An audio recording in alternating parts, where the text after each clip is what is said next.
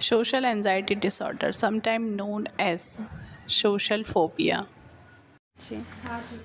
Always worry about doing something you think is embarrassing, such as blushing, sweating, or appearing incomplete. You may feel like you are being watched or judged all the time. मतलब all time आपको ऐसा लगेगा कि कोई आपको देख रहा है। आप कहीं पार्टी में जाते हैं तो आपको लगता है सेंटर ऑफ अट्रैक्शन आप हैं और आपको ह्यूमिलिएशन का डर लगने लगता है, इंसल्ट ना हो जाए कहीं। अगर पब्लिकली आपको बोलना है, अपनी बात रखनी है, तो ये तो बहुत बड़ी बात है। इसमें हेजिटेशन तो होगी ही, इसमें सिम्टम्स हैं इसके। लेकिन साथ ही साथ एक चीज़ और देखने में आई है कि अगर आप रेस्टोरेंट में खाना खा रहे हो, पब्लिक एरिया में कहीं पे हैं आप, तो भी आपको कई बार ऐसा लगेगा जैसे कि लोग आपको देख रहे हैं, आपके बारे में बात कर रहे हैं, आपके लिए, आपके पीठ पीछे लोग आप पे कमेंट कर रहे हैं, पर ऐसा होता नहीं है। सेंटर ऑफ अट्रैक्शन आप होते नहीं हैं। पार्टी में आप गए हैं अगर किसी की, तो आपको फीलिंग है कि लोग आपको देख रहे हैं और आपके बारे में गॉसिप कर रहे हैं और आपकी इंसल्ट हो रही है, लेकिन ऐसा होता नहीं है। हर कोई अपने आप में क्या होता है, बिजी होता है। एक अजीब सा फ़ियर रहता है, fear being criticised.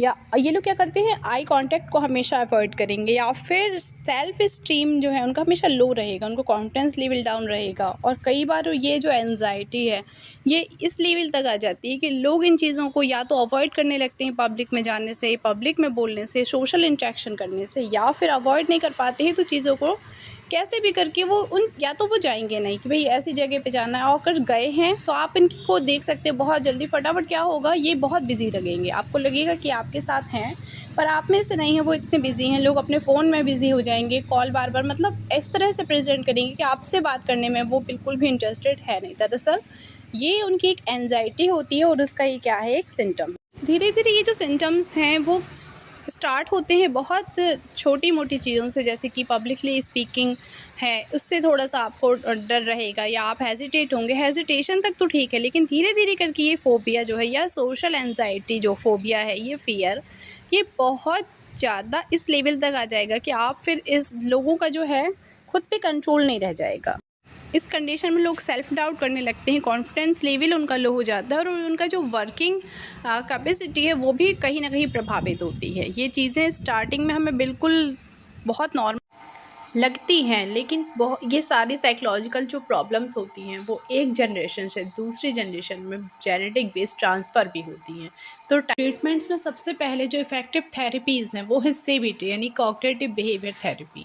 Behaviour therapy जो है ये बहुत ज़्यादा इफ़ेक्टिव और उसका 100% रिज़ल्ट मिलता है। साथ ही साथ हम आगे बात करें तो साइकोथेरेपीज़ में, साइकोलॉजिकल जो इनके लिए थेरेपीज़ हैं उसमें बहुत सारा, जैसे कि माइंडफुलनेस है, बहुत सी इफ़ेक्टिव थेरेपीज़ है जो आपके लिए बहुत अच्छे रिज़ल्ट्स दे सकती हैं। लेकिन आपको उसके पहले क्या करना है, इसके लिए टेस्ट करा लेना है।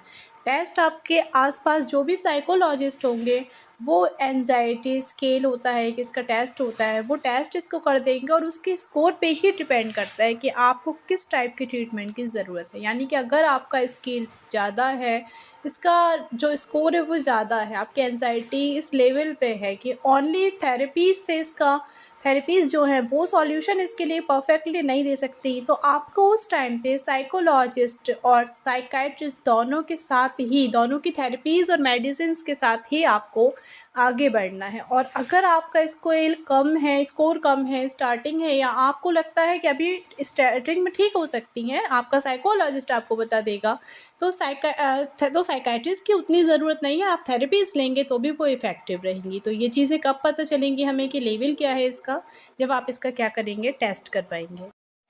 और याद रखें आप, आपका जो माइंड है वो भी आपकी बॉडी का ही पार्ट है, तो मेंटल हेल्थ को प्लीज़ आप कभी भी इग्नोर ना करें, क्योंकि हम जितना ज़्यादा इग्नोर करते हैं मेंटल हेल्थ को, ये प्रॉब्लम्स उतनी ज़्यादा बढ़ती